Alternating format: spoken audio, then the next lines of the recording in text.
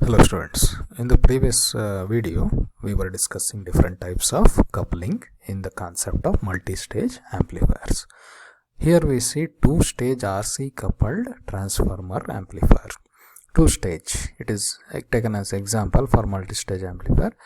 ಅದರಲ್ಲಿ ನಾವು R C coupled ಅನ್ನೋದನ್ನು ಓದ್ತಾ ಇದ್ದೀವಿ. ಸೊ ಹಾಗಾಗಿ R C coupled transformer circuit ಯಾವ ರೀತಿ ಇರುತ್ತೆ ಅನ್ನೋದಕ್ಕೆ ಎಕ್ಸಾಂಪಲ್ ಆಗಿ ನಾವು two stage R C coupled transformer ಆ್ಯಂಪ್ಲಿಫೈರ್ನ ನೋಡ್ತೀವಿ.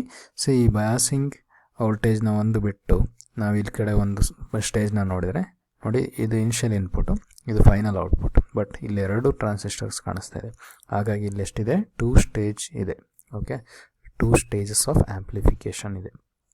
Now Q1 with RC, RE, CE, then R1, R2, C1, that acts as a amplifier here, CE amplifier. Okay, this CC, which is at the output of first stage of amplification, acts as a coupling element along with this resistors. Okay, ಈ ರೆಜಿಸ್ಟರ್ಸು ಮತ್ತು capacitor ಎರಡು ಸೇರಿ ಏನಾಗುತ್ತಪ್ಪ ಅಂದರೆ coupling element ಆಗುತ್ತೆ. ಯಾಕಂದರೆ ಈ ಸ್ಟೇಜಿಂದ, ಈ amplification ಸ್ಟೇಜಿಂದ next ಸ್ಟೇಜ್ಗೆ input ಆಗಿ ನಾವು ಕೊಡಬೇಕಾದ್ರೆ ಈ ರೆಜಿಸ್ಟರ್ ಏನಾಗುತ್ತೆ ಮತ್ತು ಈ ಕೆಪಾಸಿಟರ್ ಮೂಲಕ ಏನಾಗುತ್ತೆ, ಸಿಗ್ನಲ್ ಸೆಕೆಂಡ್ ಸ್ಟೇಜ್ಗೆ ಅಪ್ಲೈ ಆಗುತ್ತೆ. ಹಾಗಾಗಿ ಇದನ್ನೇನಂತ ಕರಿತೀವಿ? ಆರ್ ಸಿ ಕಪಲ್ಡ್ ಅಂತ ಕರಿತೀವಿ. Okay, next from this second stage this is a final output because it is only of two stages. Okay, two stages ಆಗಿರೋದ್ರಿಂದ ಮಾತ್ರ ಇಲ್ಲೇನಾಗಿರುತ್ತೆ, ಸೆಕೆಂಡ್ ಸ್ಟೇಜಿನ ಔಟ್ಪುಟ್ ಏನಾಗುತ್ತೆ, it is a desired one, ಅಥವಾ ನಮಗೆ ಬೇಕಾಗಿರೋಷ್ಟು amplify ಆಗಿದೆ ಅಂತಂದೇಳಿ ಇಲ್ಲಿ ಕನ್ಸಿಡರ್ ಮಾಡಬೇಕು. ನೋಡಿ, ಒಂದು ಸಿಂಗಲ್ ಸೋರ್ಸ್ನೇ ನಾವು ಎಲ್ಲ ಅಥವಾ ಈ ಎರಡೂ ಸ್ಟೇಜಸ್ಗೂ ಬಯಾಸಿಂಗ್ ಸೋರ್ಸ್ ಆಗಿ ಯೂಸ್ ಮಾಡ್ತಾ ಇದ್ದೀವಿ. ಓಕೆ, ಸೊ ಬಯಾಸಿಂಗ್ ಸಪ್ಲೈನ ತೋರಿಸೋದನ್ನು ಮರಿಬಾರ್ದು. ಸರ್ಕ್ಯೂಟಲ್ಲಿ ಬರಿಬೇಕಾದ್ರೆ ಕೆಲವೊಬ್ರು ನೀವು circuit biasing supply D C voltage ಸೋರ್ಸ್ನ ತೋರಿಸೋದನ್ನ ಮರಿತೀರಿ. ಸೊ ಅದನ್ನೊಂದು ಸ್ವಲ್ಪ ನೆನ್ಪಿಟ್ಕೊಳ್ಳಿ. ಓಕೆ, ನೆಕ್ಸ್ಟ್ ಏನು ಹೇಳ್ತೆ, ಈ ಒಂದು circuit it is related to R C coupled amplifier. Coupling capacitor C C is use to connect the output of first stage to the input of second stage. Capacitor C1 couples the input signal. Okay, C1 couples input signal to the base of first stage, while capacitor C2 is used to couple the signal from the collector to the next stage. Okay, so idana use ಮಾಡ್ತೀವಿ C2.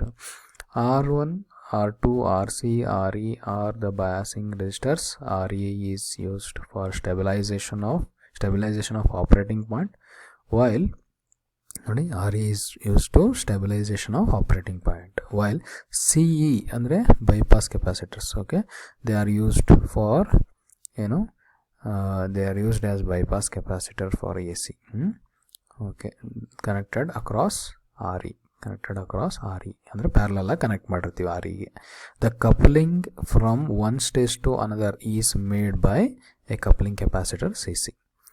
Okay, so ಒಂದಿಂದ ಇನ್ನೊಂದು ಸ್ಟೇಜಿಗೆ ಯಾವುದ್ರ ಮೂಲಕ? Coupling capacitor CC ಮೂಲಕ use ಮಾಡ್ತೀವಿ. Followed by connection to the shunt resistor. Okay, ಅಂದರೆ ಈ ಸ್ಟೇಜಿಗೆ ಈ ರೆಜಿಸ್ಟರ್ಸ್ ಏನಾಗಿದೆ, ಪ್ಯಾರಲಲ್ ಆಗಿದೆ. ಹಾಗಾಗಿ ಶಂಟ್ ರೆಜಿಸ್ಟರ್. R2 ಏನಾಗಿದೆ, ಪ್ಯಾರಲಲ್ ಆಗಿದೆ. ಹಾಗಾಗಿ ಶಂಟ್ ರೆಜಿಸ್ಟರ್ ಅಂತ ಕರೀತಾರೆ. This amplifier is called resistance capacitance coupled amplifier, ಅಂದರೆ RC coupled amplifier. Okay, so ಇದು ಕನೆಕ್ಷನ್ ಬಗ್ಗೆ ಆಯಿತು. ಇನ್ನು ವರ್ಕಿಂಗ್ ಬಂದರೆ, when an AC signal is applied to the input of first stage, it gets amplified and appears at the output with a phase reversal of 180 degree.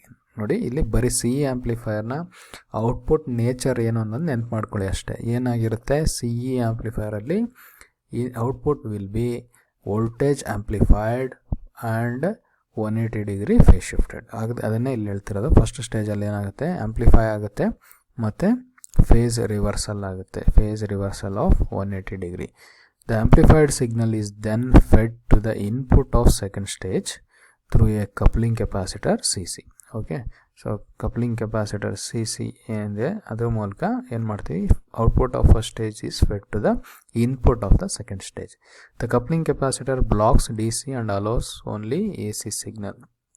ಅಂದರೆ ಈ biasing ಸೋರ್ಸಿಂದ first stage ಆಗಿರ್ಬೋದು, second stage ಆಗಿರ್ಬೋದು, ಅದರ biasing ಕಂಡೀಷನ್ಸಲ್ಲಿ ಅಂದರೆ operating point ಇರುತ್ತಲ್ಲ, ಅದು stable ಆಗಿರೋದು ಇರುತ್ತೆ ಯಾವಾಗ CC ಯೂಸ್ ಮಾಡಿದಾಗ. ಯಾಕಪ್ಪ ಅಂದರೆ ಈ ಕೆಪಾಸಿಟರ್ ಏನು ಮಾಡುತ್ತೆ, DC ಸಪ್ಲೈಯಿಂದ, ಸೊ ಈ ಒಂದು ಓಕೆ ನೋಡಿ, ಈ DC ಸಪ್ಲೈಯಿಂದ ಇಲ್ಲಿ ಬಯಾಸ್ ಆಗಿರುತ್ತೆ, ಇಲ್ಲೂ ಬಯಾಸ್ ಆಗಿರುತ್ತೆ. ಸೊ ಇದರಿಂದ ಯಾವುದೇ ರೀತಿ ಇಲ್ಲಿರೋ DC ವೋಲ್ಟೇಜಿಂದ ಈ ಸರ್ಕ್ಯೂಟ್ಗೆ ಆಗಿರ್ಬೋದು, ಅಥವಾ ಇಲ್ಲಿರೋ DC ವೋಲ್ಟೇಜಿಂದ ಈ ಸರ್ಕ್ಯೂಟ್ಗೆ ಆಗಿರ್ಬೋದು, ಯಾವುದೇ ರೀತಿ ಕರೆಂಟ್ ಫ್ಲೋ ಆಗದೆ ಇರೋ ರೀತಿ ನೋಡ್ಕೊಳ್ಳುತ್ತೆ. ಅಂದರೆ it blocks DC current. Okay, DC ಮಾತ್ರ. AC it allows AC. We want only AC. Therefore, we want to block DC, and that is done by coupling capacitor CC. Okay. This prevents DC bias current and voltage of one stage from affecting the another stage. Same thing what I told, right? So DC bias current ಅಥವಾ ವೋಲ್ಟೇಜಿನ ಒಂದು ಸ್ಟೇಜಿಂದ ಇನ್ನೊಂದು ಸ್ಟೇಜಿಗೆ ಯಾವುದೇ ರೀತಿ effect ಆಗಬಾರ್ದು. So ಹಾಗಾಗಿ ನಾವಲ್ಲಿ coupling ಕೆಪಾಸಿಟರ್ನ use ಮಾಡ್ತೀವಿ. The second stage further amplifies the signal. Okay, ಮತ್ತೊಂದು ಸರಿ ಮತ್ತೆ ಆಂಪ್ಲಿಫಿಕೇಶನ್ ಆಗುತ್ತೆ ಸೆಕೆಂಡ್ ಸ್ಟೇಜಲ್ಲಿ. The output of the second stage will have a phase reversal of 180 degree with respect to its input. Okay, with respect to its input will have 180 degree phase shift again. Okay, one more time in the second stage. ಅಲ್ಲಿಗೆ 180 degree phase shift in the first stage and plus 180 degree phase shift in the second stage. ಹಾಗಾದರೆ ಏನಾಗುತ್ತೆ, the input signal and output signals are in phase. Okay, so ಒಂದೇ ಫೇಸಲ್ಲಿರುತ್ತೆ. Since it has been reversed twice, ಎರಡು ಸಾರಿ ಏನು ಮಾಡಿದ್ವಿ, reverse ಮಾಡಿದ್ವಿ. ಹಂಗಾಗಿ ಏನಾಯ್ತು, ಈಗ ಮತ್ತೆ ವಾಪಸ್ಸು ಇನ್ಪುಟ್ ಸಿಗ್ನಲ್ನ ಫೇಸಿಗೆ ಬಂತು output signal. Only thing is that it is amplified. Okay, so output is amplified 2 times. Thus, overall voltage gain equals the product of the gain of the individual stages. Okay, ಇದು ನೋಡಾಗಿದೆ ಏನಾಗುತ್ತೆ, individual stage AV1 AV2 ಅಂತ ಅಂದರೆ AV1 into AV2, that is product. Next applications of, okay, ಇಲ್ಲಿ ತನಕ ಏನಿದು working of the ಮಲ್ಟಿಸ್ಟೇಜ್ amplifier ನಿಮಗೆ ಕೇಳ್ತಾರೆ ಇದರಲ್ಲಿ ಎಕ್ಸ್ಪ್ಲನೇಷನು. ಸೊ ಸರ್ಕ್ಯೂಟ್ ಬರೆದು ಈ ವೇವ್ ಫಾರ್ಮ್ಸ್ನ ಬರೀಬೇಕು. ನೋಡಿ, ಇದು ಇನ್ಪುಟ್ ಸಿಗ್ನಲ್, ಇದು ಇಂಟರ್ಮೀಡಿಯೇಟ್ ಅಂದರೆ ಈ ಫಸ್ಟ್ ಸ್ಟೇಜ್ ಆಂಪ್ಲಿಫಿಕೇಶನ್ ಆದಮೇಲೆ ಸಿಗುವಂಥದ್ದು V01. ಸೊ V01 ಅಂದರೆ ಫಸ್ಟ್ ಸ್ಟೇಜ್ನ output. This is Vout, that is final output, where we can see amplified signal with a phase which is equal to input signal. Okay, so this is how we have to draw this, right? So then we have to describe these connections, components. Okay, then working, very simple. First stage gives 180 degrees phase shifted amplified output, and CC capacitor couples these stages and it blocks any DC current or voltage affecting the stages each other. The second stage again further amplifies the signal and provides for one more time 180 degree phase shift with respect to input to that stage. Allige the input signal and output signal are in phase since it has been reversed twice. ಎರಡು ಸರಿ ಅದು reverse ಆಗಿರೋದ್ರಿಂದ ಮತ್ತೆ ನಮಗೆ ಇನ್ face ಇರುವಂಥ signal ಸಿಗುತ್ತೆ. Application ಅಂತ ಬಂದಾಗ RC coupled amplifier is widely used in the initial stages of audio small signal amplifiers such as radio receivers, TV receivers and public addressing systems because of its good frequency response. ಇದರ frequency response ಏನಿದೆ ಅಂದರೆ operating frequency range ಏನಿದೆ ಅದು wider ಆಗಿದೆ. So ಹಾಗಾಗಿ ಇದರ bandwidth ಜಾಸ್ತಿ ಇರುತ್ತೆ. ಹಾಗಾಗಿ ನಾವು ಈ ಒಂದು RC coupled ಆಂಪ್ಲಿಫೈಯರ್ನ ಎಲ್ಲಿ ಅಂದರೆ ರೇಡಿಯೋ ರಿಸೀವರ್ಸ್, TV ರಿಸೀವರ್ಸ್ ಮತ್ತು ಪಬ್ಲಿಕ್ ಅಡ್ರೆಸ್ಸಿಂಗ್ ಸಿಸ್ಟಮ್ಸಲ್ಲಿ ಯೂಸ್ ಮಾಡ್ತೀವಿ. Okay, so this is regarding application. Advantages ಅಂತ ಬಂದಾಗ ಸೊ ಸಿಂಪಲ್ ಆಗಿದೆ, ಯಾಕಂದರೆ ರೆಜಿಸ್ಟರು ಮತ್ತು ಕೆಪಾಸಿಟರು ಈಸಿಯಾಗಿ ಸಿಗುವಂಥದ್ದು ಮತ್ತು they occupy less space. So therefore it is comparatively cheaper. It has good frequency response, distortion less output. Okay, frequency response ಚೆನ್ನಾಗಿದೆ ಅನ್ನೋದು ಒಂದು means distortion less output. Distortion ಕಡಿಮೆ ಇರುತ್ತೆ ಅಥವಾ ಇರೋದಿಲ್ಲ. Since amplifier operates in class A mode and has no coils or transformers, amplitude distortion is minimum. Okay, class A model work ಆಗುತ್ತೆ ಅಂದರೆ operating point ಎಲ್ಲಿರುತ್ತೆ, ಸೆಂಟರ್ ಆಫ್ ದ ಲೋಡ್ ಲೈನಲ್ಲಿರುತ್ತೆ. ಹಾಗಾಗಿ ಏನಾಗಿರುತ್ತೆ, distortion is minimum. So overall gain is high than compared to other coupling methods. Okay, so ಇದು already ಒಂದ್ಸರಿ ಹೇಳ್ಕೊಂಡಿದ್ವಿ. So RC ಕಪಲ್ಡಲ್ಲಿ ಏನಾಗಿರುತ್ತೆ, compared to any other type of coupling over gain is high. Disadvantages ಅಂತ ಬಂದರೆ the gain of RC coupled amplifier is comparatively small.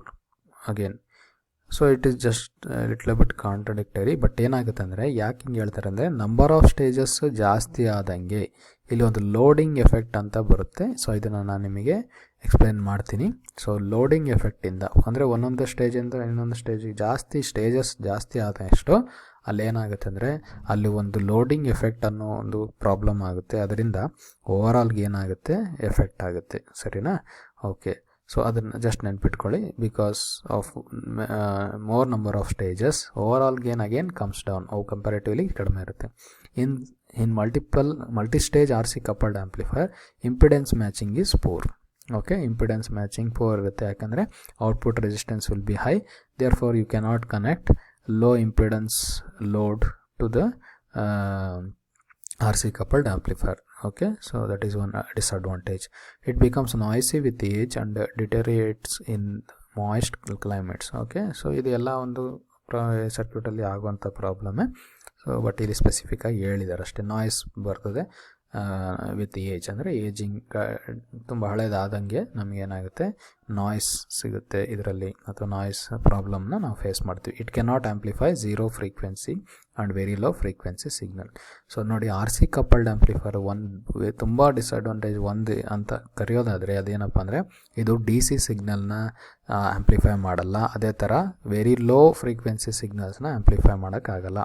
Power consumption is high due to large number of resistors. Okay, so resistors ತುಂಬ ಇರೋದ್ರಿಂದ ಇಲ್ಲಿ power consumption ಏನಾಗುತ್ತೆ, ಜಾಸ್ತಿ ಇರುತ್ತೆ. Because P is equal to power is equal to I square into R. So registers ಜಾಸ್ತಿ ಇರೋದ್ರಿಂದ ಇಲ್ಲಿ power consumption from the circuit it self will be more. Okay, this is regarding RC coupled amplifier.